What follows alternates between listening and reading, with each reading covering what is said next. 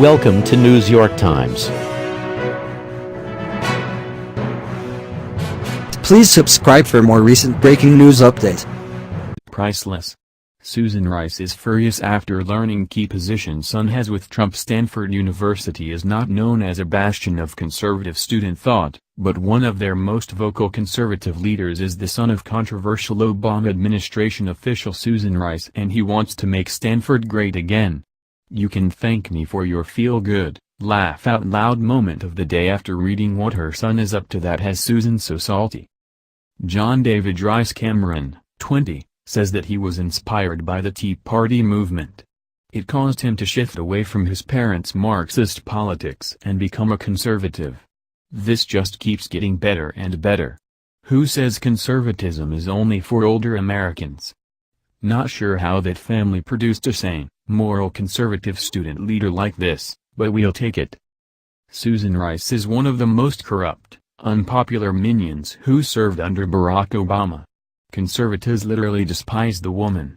It takes stones for this kid to stand up like this and go his own political way.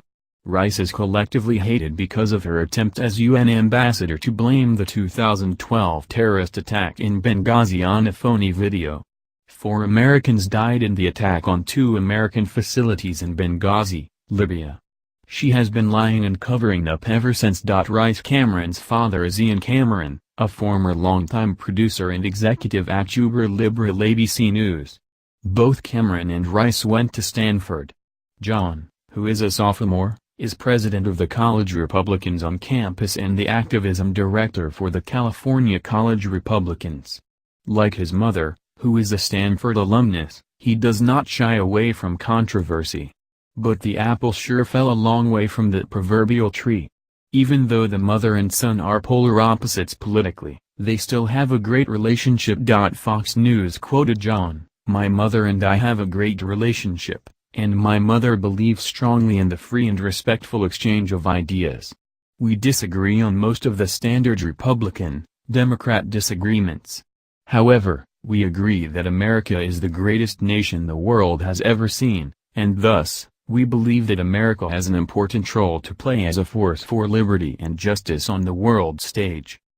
Oddly enough, they both support trade, robust American engagement in Africa, and both believe that Russia poses a major threat to American interests.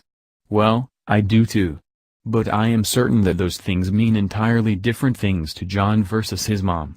They generally agree, but the details are worlds apart. This kid's liberal mother must be fit to be tied. He hosted controversial expert on radical Islam Robert Spencer, pushed for a professor with ties to Antifa to resign, pressured the school to reverse its decision on banning American flags on their club t-shirts, and Tuesday the group hosted Turning Point USA's Charlie Kirk and Candace Owens for a Make Stanford Great Again event. All things that I think are great. I massively respect Robert Spencer and have done so for many years. John sounds like a heck of a leader and a fine upstanding conservative.